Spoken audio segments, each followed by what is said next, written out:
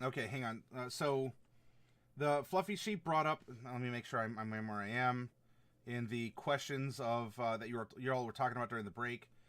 Ship should move at the speed of the plot. Volvo's liking it, but wants to mod the build time. I do like ideas of the different classes having different kinds of strongholds, but I think it could have unintended consequences. Whether the character has with the best mechanics benefit builds the tower versus the best RP fit. Flump says some of the stronghold benefits I think would be way better of revolving around the level of the stronghold. I've seen a few benefits in there do it, but I'd like more to do so. And Flump agrees with Sheep. I think might have missed the rule of cool a bit in that regard. Way better for all players to be able to enjoy the stronghold than just a single one. But maybe in his games that's the rule of cool. He does seem to include a lot of anecdote in what he does at his own table, which at least, we can certainly disagree with the things that he points out, but he points it out and he's not shy of saying, this is my opinion or this is an anecdote based on my experiences as a kid at my own tabletop and so forth. So I like that he's open. It's kind of like, I don't mind listening to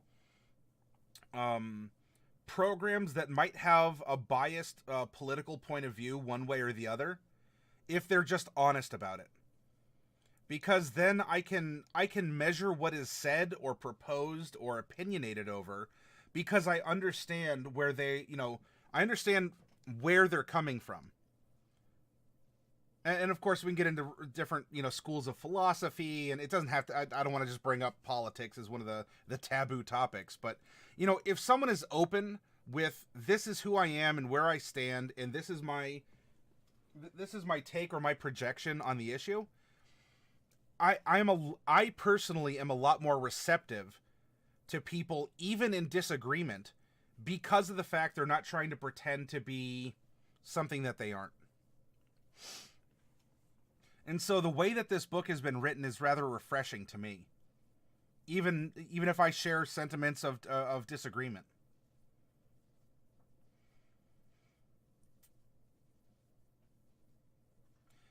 Fluffy asks, is this going to be used in D&D time? And as Flump says, oh goodness, no. In home games, yeah. Perfect castle must be built, says Volvo. We're planning on starting up some campaigns for D&D time in the near future to be played on Sunday, so maybe they'll see some use there depending. Yeah, I love the idea of a warlock tower called the Writhing Spire, in which there are literally slowly writhing black tentacles around it. Just feels so right for an Eldritch Abomination. In Dragon Heist, I think you could definitely do that, right? You're courting nobles. The nobles probably have a throwaway mansion that's dilapidated, and would love to give it, saddle it on some players who are looking to, oh yeah, let's make it a home base or whatever. The nobles are like, oh, how quaint. I think you could definitely weave in some of these concepts into a mod like Dragon Heist. Another unintended consequence is that people hate giving up abilities even if they don't need them. I think players might be reluctant to leave their castle. Volvo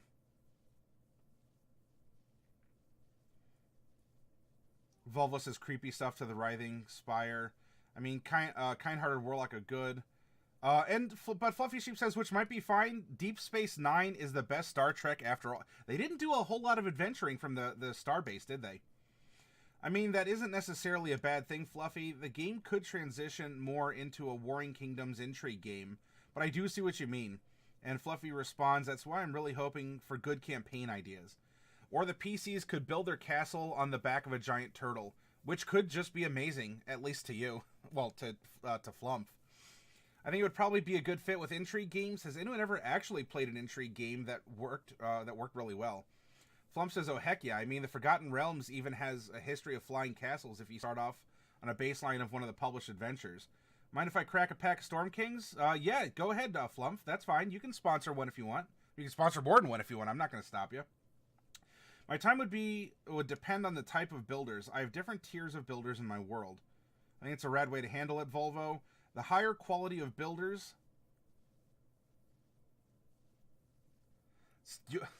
Stormtingswindir. I love it, Flump.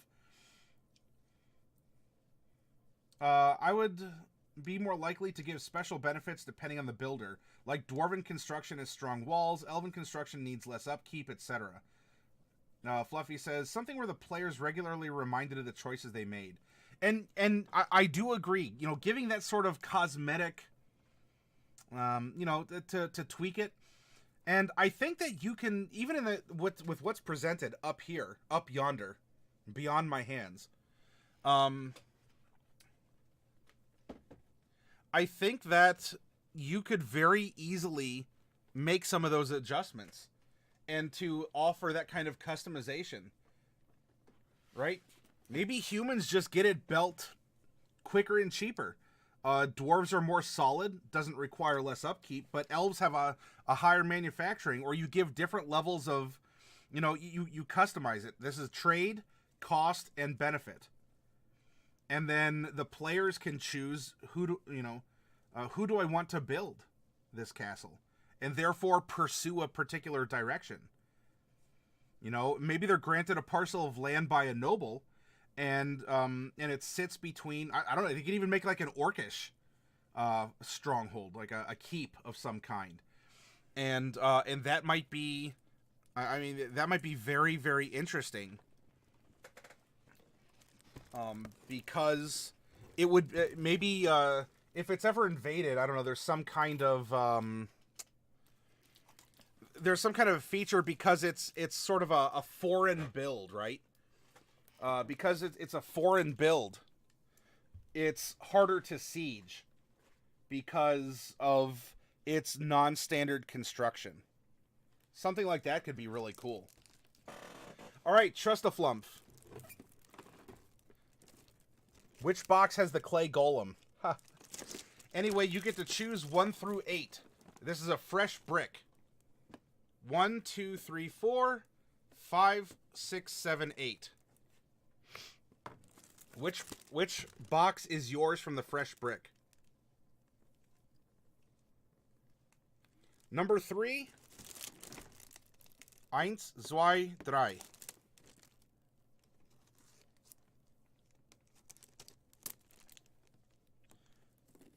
And we'll see if you get a really cool giant to siege someone else's keep. Gnomish builders make all the doors too low so you keep hitting your head. Or in Deep Space Nine, the Cardassians put bumps in between all of their doors, so that people trip over them, or otherwise, if you need a wheelchair that doesn't hover, you have trouble getting through the space station.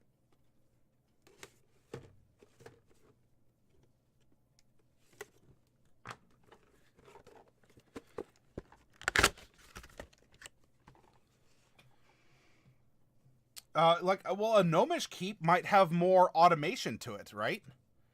Maybe you would have a series of dumbwaiters and other, you know, rigging and stuff that would come standard with the keep instead of having to be tacked on later.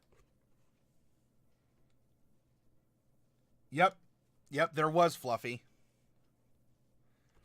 We are in Storm King's Thunder, which is right here.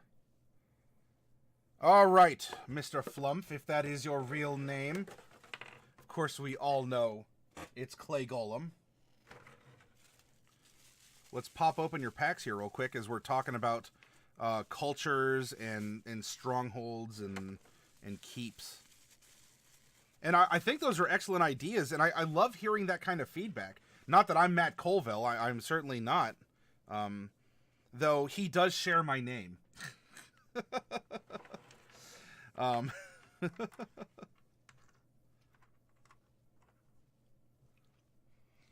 right, first up, Trustaflumph is a giant frog. Rawr.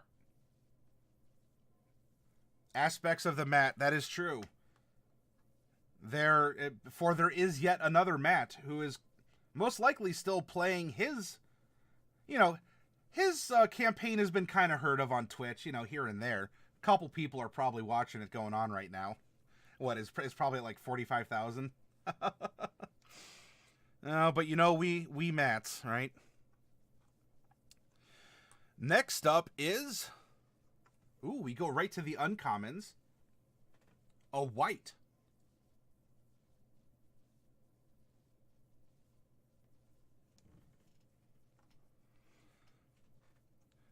Following that, you do have an ultra rare in here, an invisible figure, Trust a Flump.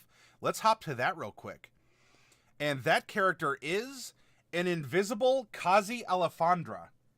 She's the one with the great bow. I'll show you a colored picture of her as well. The smallest giant frog. It is medium-sized. And so the character this invisible one is based on is right here. And lastly, Trust a Flump, you do indeed have a giant in this giant set. And the giant that we have pulled is, well, you said you wanted to start a baseball team, right? Well, now you have a stone giant number 2 if you wanted to accept it.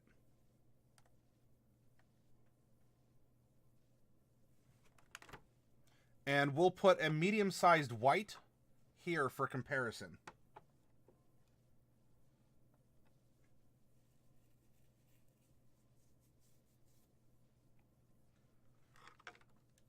Baseball team, let's go.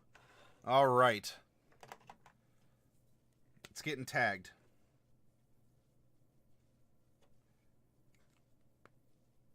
Boop.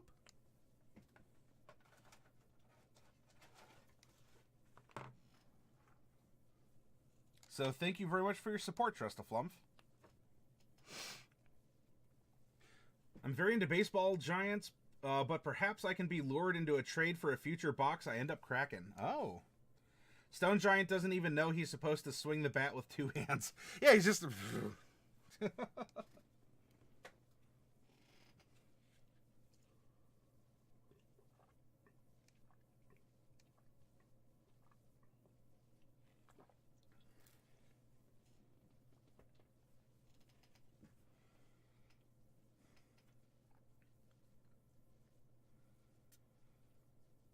Is that all? Is that all, Volvo?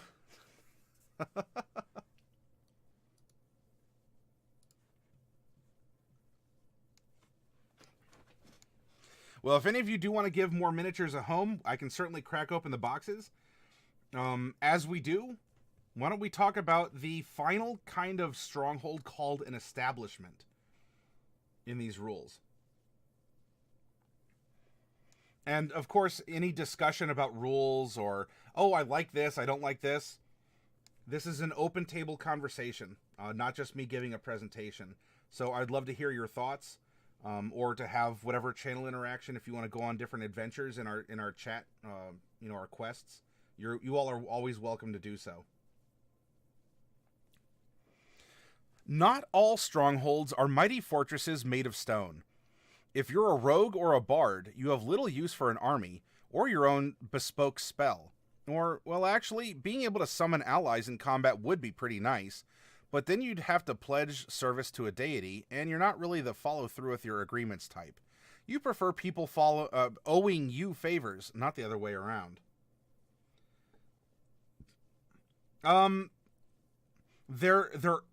There is, and I can show off some downtime stuff in the DMG.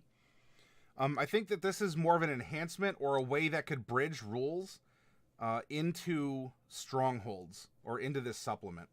But we'll explore that, or we'll cross that bridge when we get to it. A business is much better. Businesses can be small and lucrative, and by the way, especially in Xanathar's Guide. Xanathar's Guide to Everything has some good downtime rules for carousing. I'll be holding on to my little gold boy for now. I have like 4 clay golems already, so I'm not biting at the chain for more quite yet.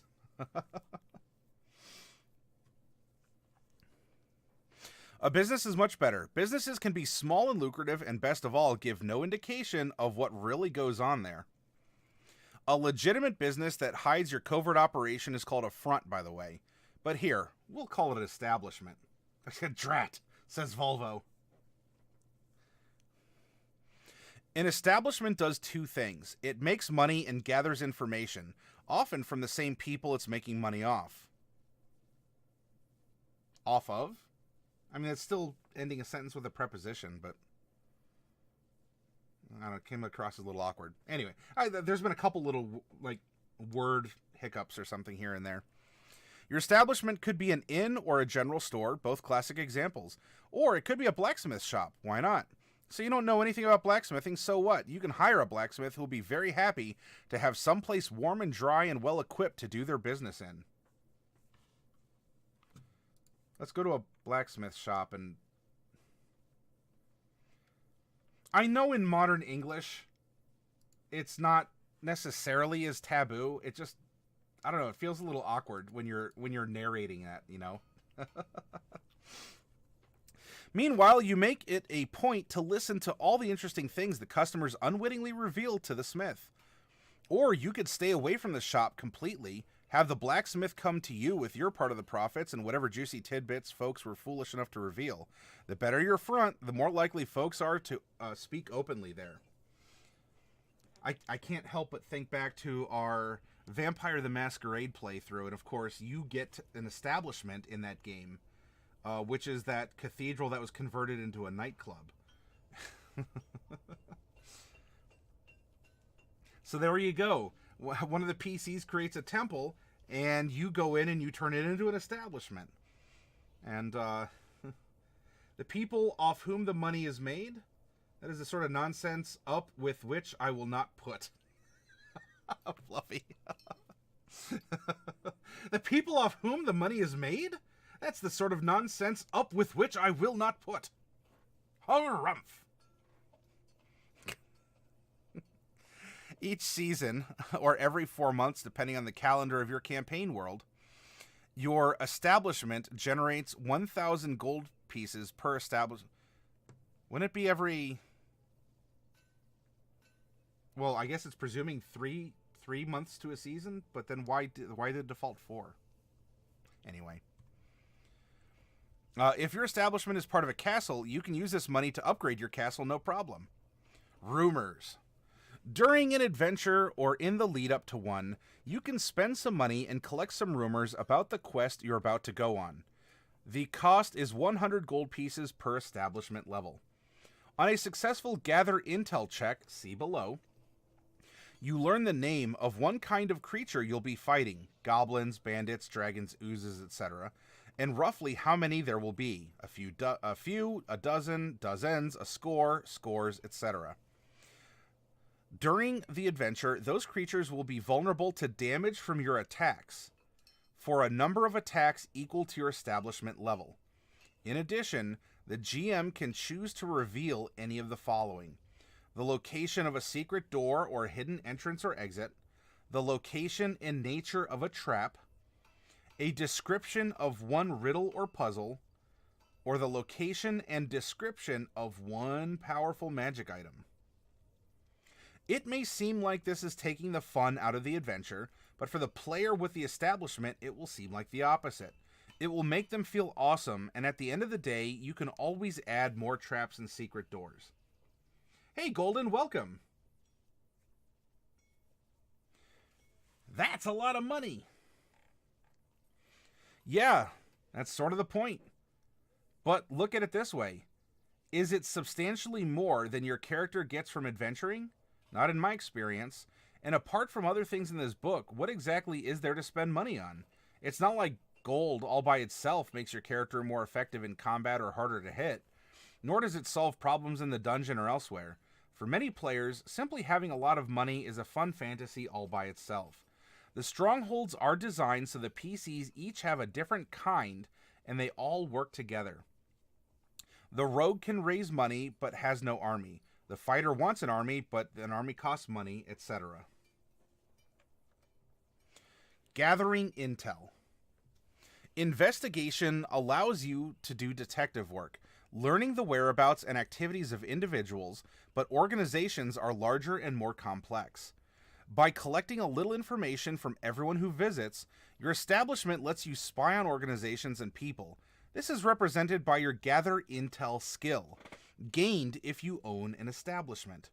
Intel lets you know what your enemies are up to, along with your allies and those organizations, guilds, orders, countries, and such, who claim to be neutral. What you learn is up to the GM. It will be useful but highly generalized. For example, the monks of White Fire know you recovered the sword of 1,000,000 years, and they're planning on taking it from you. Or, the king is closing trade across the southern border. Okay, that's good to know, but it's narrative. There's no mechanic tied to these things. An organization is any collection of people who agree to common rules and hierarchy in order to further some agenda, goal, or philosophy. An order of knights, a wizard's college, a thieves' guild, a duchy, a barony, a church, though not a single church building, but the network of priests and acolytes who all believe in the same doctrine. You don't have to know an organization exists to gather intel on it. In fact, that is a classic use of the Gather Intel skill. Quote, I think there's a conspiracy to infiltrate the Knights of the White Hart, but I don't know why, but I don't know by whom. Can I make a roll? End quote. The GM knows the nature of the villainous organization and can set the DC accordingly and let the player roll. If they succeed, they learn the name of the organization and possibly something about its makeup and goals.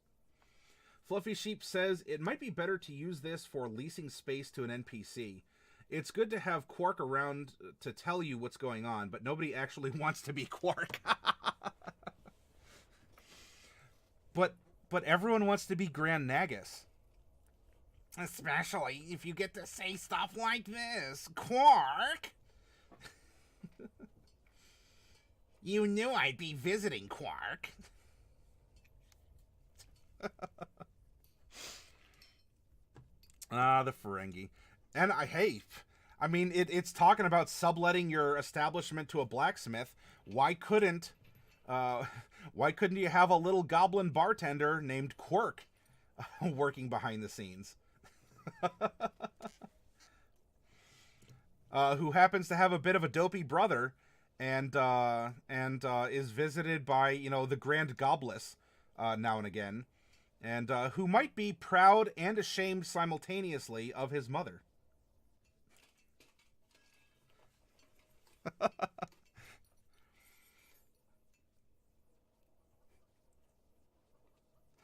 Yes, I have some of the finest beetle snuff for you, and a case of Tulaberry wine. I remember there was that episode where they're trying to get in, like they're trying to corner the Tulaberry market. They thought it was going to get big.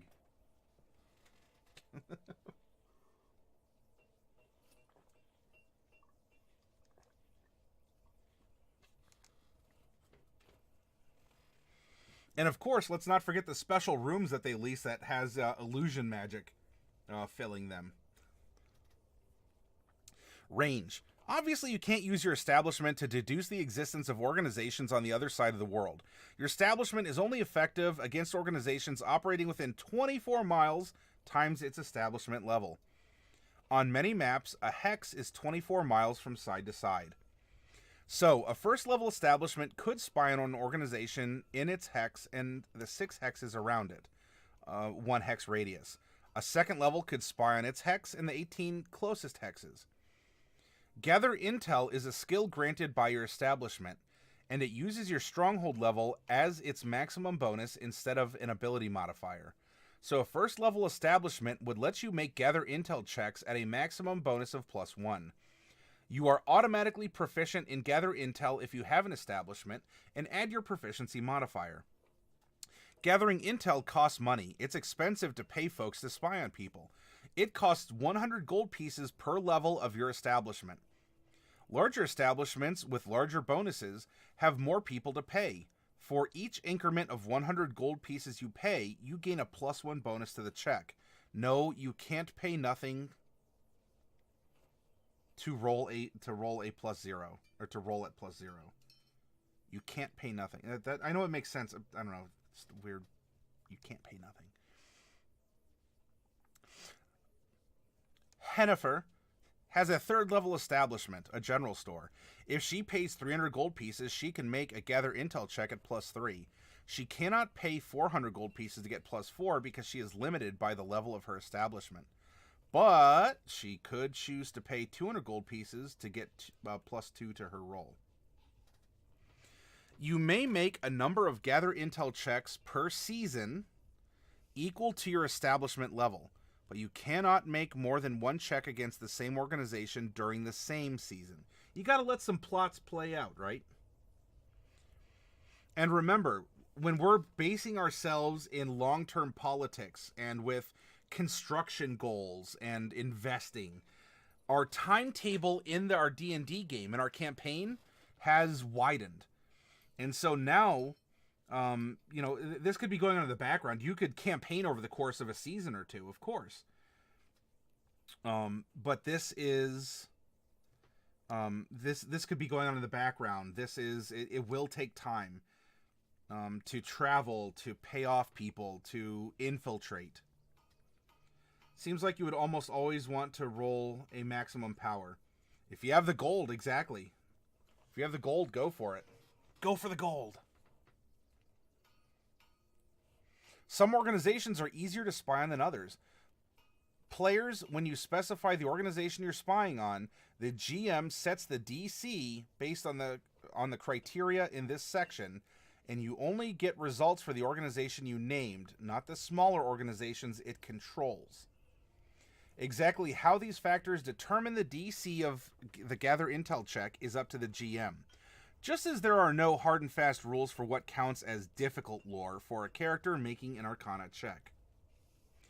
How big is the organization? Bigger organizations are easier to spy on than smaller ones because large organizations have more members and therefore more opportunities to eavesdrop on, blackmail, or infiltrate them. Some organizations contain organizations of their own. A church may sponsor a secret order of knights. Spying on the church is easy. It's a big organization that operates out in the open. But that gather intel check won't tell you what the covert knights are up to. If you want to know that, you'll have to tell your GM before you roll, and they'll set the DC higher as a result. A nice sample blacksmith establishment here.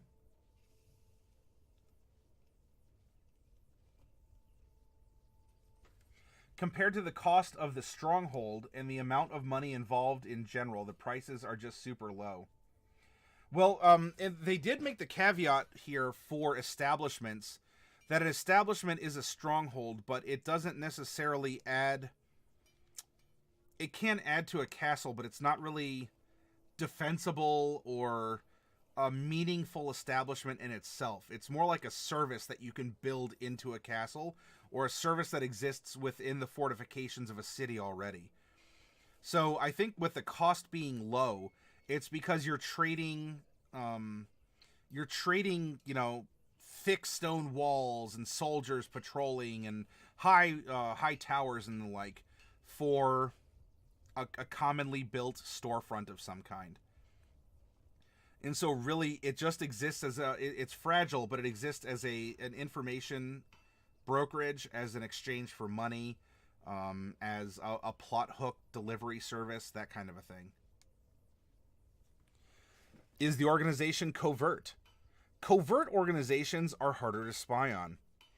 They work to hide their operations as a matter of course. Duchies and churches are, as a rule, public institutions, and normal people can expect to at least be able to find and petition their agents, even if such an organization is tyrannical and unlikely to heed any such petition. They're pretty easy to spy on. In contrast, even large known covert organizations such as 9 Silver, the Guild of Spies and Assassins in Capital, are still covert. People know they exist, but they have no idea how to contact them or even who belongs to them. How protective is the organization? Does the organization know they're being spied on? Do they have counterintelligence agents who actively oppose the player's spies? A thieves' guild is much, much harder to spy on than a merchant's guild, and powerful rulers can deploy highly trained agents to prevent enemies from spying on them. Results. Remember that the benefits of a stronghold are a reward for spending money and time. So the results of a successful gather intel check should be useful, actionable, meaning they should give information that helps the players make a plan, or develop a strategy, or advance the plot. Avoid confirming suspicions. In other words, if a player says, I think the Order of 5 Stars is secretly in league with the Baron, and they roll well, do not merely say, yes, that's true. That is deeply unsatisfying since the player already suspected that. Instead, give them something to act on. Yes, it seems like they are in league. Your people overheard a conversation that only makes sense if the wizard Luris is selling information to the Baron. Hey, now that is actionable. Maybe you just made up that wizard. That's fine. That's your job. But now the player has something to do. Whether or not you use this supplement and the rules contained in it, items like this that we just went over are very good for consideration. Even if you make up your own NPCs, your own costs and timetables and interactions, this is solid advice delivered to you from an experienced role player.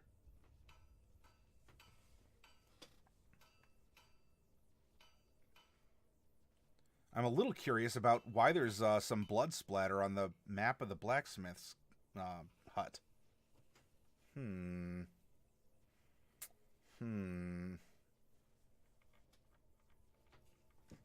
Limits. Your players will make a gather intel check, and you'll give them some juicy bit of knowledge. But of course, you're not going to tell them everything, which means they're going to ask for more. They'll want to drill down on what you said and pursue it. Where did I get this info? Who told it to me? This just makes your life as a GM more complicated because we GMs, of course, have no idea exactly who their spies heard this from. And if we're suddenly faced with the responsibility of not only inventing an NPC we didn't know about 5 seconds ago, but also figuring out the entire signal path of how this NPC knows what they know and who they got it from, then we're going to want to ditch this whole system because it just makes more potential problems than solutions. Ah, Flumph gets it. Oh yeah, the blacksmith was kidnapped. Ooh. This, okay, so it makes more problems than solutions. So when your players inevitably ask, how exactly do I know this? There's one easy answer. Someone who works for you, someone you trust overheard it, but they don't remember who said it. You can even play it out. When the player, out of character, asks, how do I know this? You can respond in character, don't know, ma'am. I was working the shop and overheard it. Oh, it must have been a week or more ago. The player may not be satisfied by that and may even try to subvert the system by giving orders to their employees to, like, write everything down or keep a journal. At this point, it's perfectly appropriate to tell them, quote, this is the limit of what your stronghold can do, end quote. No point in misleading them, just give it to them straight. They're looking for a degree of specificity the system does not support. Can you make an entire, custody chain of information? Of course you can as a DM. It's your world. It's your story. Well, not yours alone, but if you're the presenter. And so you can if you wish. But this advice up here is warning you that it could bring you, this ability could spawn countless NPCs and a timetable and all this other stuff that, look, you just want your player to know that the wizard was selling a secret. And the other stuff isn't really relevant to what you're going to present, presuming that the players want to go after the wizard. So it's a good warning, I feel. And I think that this is another good consideration. Whether you use the rules or not, this is just general DM advice. The best character to deliver the results of the gather intel check to the PC is the PC's lieutenant. This is the character who runs the establishment while the PC is out adventuring and who is a trusted NPC. When pressed, how did you get this information? The lieutenant can shrug and say, I didn't collect it personally, one of the workers we employ overheard it. If the player is persistent and really wants to dig down and get more details, that may be reasonable, but it might also require more work on your part to invent an answer, in which case that's a good reason to ask for another gather intel check. All right, I'll give it to you. But are you willing to use up another one of your season's intel checks in order to do this? Favors. Back at the start of this chapter, we said you probably had little use for an army or a modified spell. But if you did, shouldn't you be able to spend a little money, help someone out, and earn a favor from them? According to these rules, yes. You temporarily gain the benefit of another stronghold. Once per season, you may spend 1,000 gold pieces to choose a favor below. To do this, you must know someone with the appropriate stronghold who considers you an ally. Fluffy Sheep says, seems like a lack of creativity here. A major plot point that is going to be the focus of a session or more should have been known about by the DM, even if the specific plan hasn't been designed. And I don't disagree with you, Fluffy. I do agree that these rules can't predict all of the countless ways that you might want to generate a storyline. And so I can see why offering general DM advice above is kind of the plot. I like using the word plot putty. Kind of fills in the gaps. It's plot putty. Look, this establishment as a stronghold is here to give you information, but I'm not. I as Matt Colville, surprise! It was me the whole time. Am not going to make an entire chain of command for you, or to tell you how gathering info works in every particular situation. I do agree that as a DM, if we have this in mind and we want to employ this, we should be prepared, as you're talking about, Fluffy Sheep, because your PC might say, look, I'm paying 100+ gold for a gather intel. I'd really like to get some names. I'd like to start putting together, some clues. And so as a DM, you need to decide how much extra information outside of the mechanics of the gather intel check are you willing to supply? Pardon me. So we can call in a favor for 1,000 gold pieces from a keep. You can buy mercenary units equal in number to your establishment level. But because your establishment is not a keep, upkeep on those units costs 50% more. You can keep these units for as long as you pay the upkeep. The units are housed in temporary barracks outside the city or town your establishment is in. This is a one-time purchase. If you want to buy more units, you must pay for another favor. Reasonable expectations in regarding what, Golden? The Tower. Choose a modified spell researched by an NPC ally or another party member. You can cast that modified spell a number of times equal to your establishment level before you forget it. Once you forget it, you must pay for another favor in order to cast it again.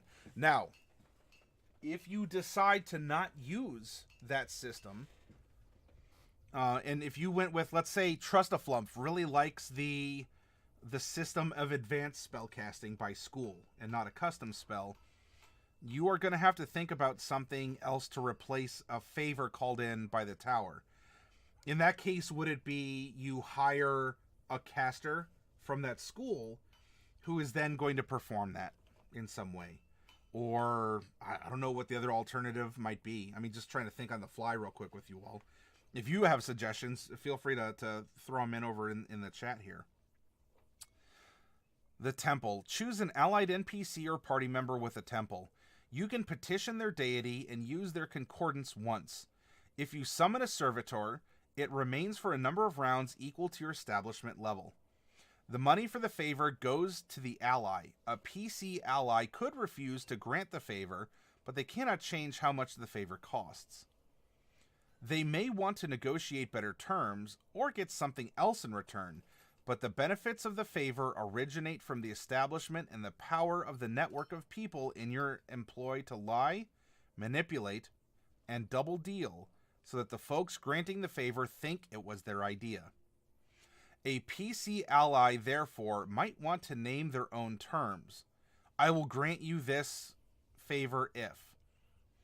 If they accept the payment, the establishment's owner gets the favor. As a rule, an NPC ally will not try to negotiate. They will accept the money the PCs and the PCs gain the favor. It was a little bit wordy. I hope that you all understood that, where you could refuse, but at the same time, the favor will be granted through manipulation of the organization so that they think that granting you the favor was their decision the whole time, even though they initially decided to not grant you the favor. Professor Flumph has arrived for your spell research, sir. Fluffy Sheep says, might be another reason to make this information gathering an NPC function. Nobody really cares how Quark gets his information as long as it's right. I think the problem is when the DM says you don't know this, and the players say we should because X.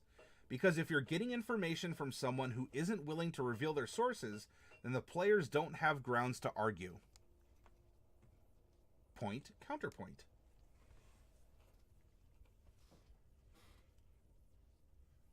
Fluffy Sheep is throwing in 2 balls of wool here, and I am not finding myself in disagreement, because when it comes to this, so far of the 4 types of strongholds, this one is the most squishy. It's the most fungible, because it is a lot more roleplay heavy, or it's trying to add mechanics to a natural function of the story for the sake of mechanizing it, I guess. And so of the 4, I feel that not that this is terrible. I mean, owning an establishment's really neat, and it could have way other ripple effects. You know, your notoriety, it's good for income, it does a lot of other things kind of in the background. But I do agree, I think we're getting into some sticky wickets when we're trying to apply mechanics to something that would be more or less natural storytelling, that would be occurring anyway. Which also, in some cases, is what this reference says overtly about aspects of these supplemental rules. It's going to happen anyway, so just adjust for it. Well, in that case, do we even need it? Question mark?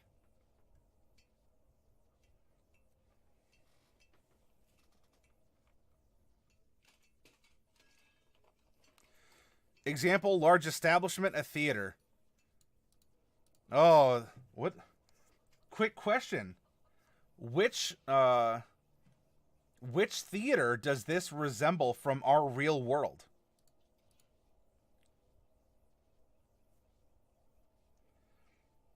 Fluffy Sheep says, yeah, it's another thing I don't want rules for, but without the rules, then the players might not know that this specific kind of establishment is good for this sort of thing.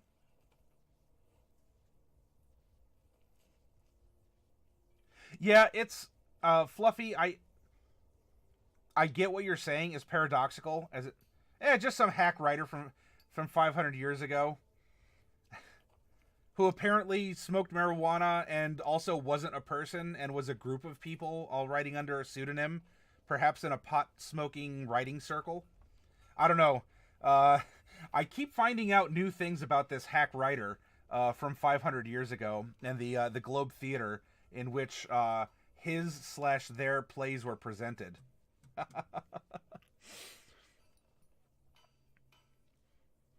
You want to talk about some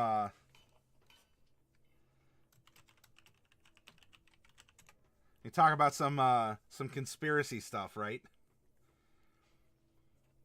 I have heard all kinds of theories about William Shakespeare.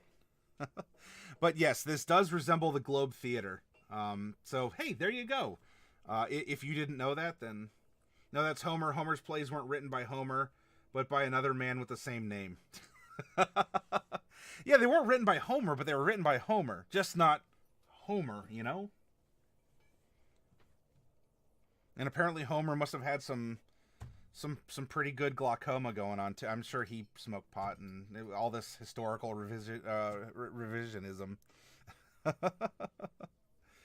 I'm not begrudging people who do that. That's your choice, or that's a medical decision you and your doctor make. But I don't know. There seems to have been a wave of this sort of going back in history. Well, you know, and of course, even Mel Brooks gets in on this too with the History of the World Part 1, and you know, you got that Roman red.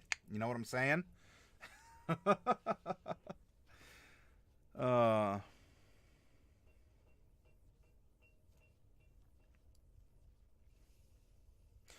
All right, so Stronghold by class, that's something I'm going to be saving I think for the next broadcast here. Um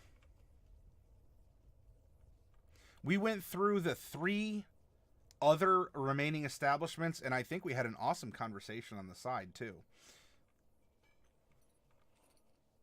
But I'm a little afeared because this is going into this is getting into all 12 of the different classes, and I think this is going to be a discussion onto itself here. Oh my! Can anyone place this very interesting NPC fellow? Perhaps from somewhere? Hmm. I don't know. Never seen him before.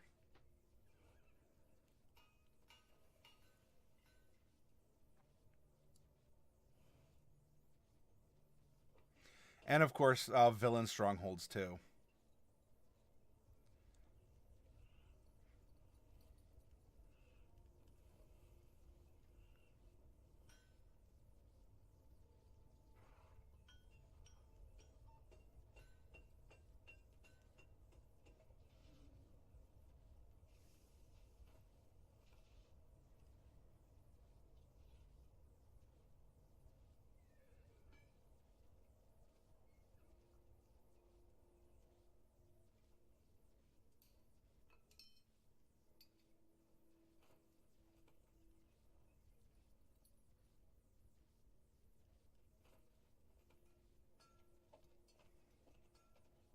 Nice art in here.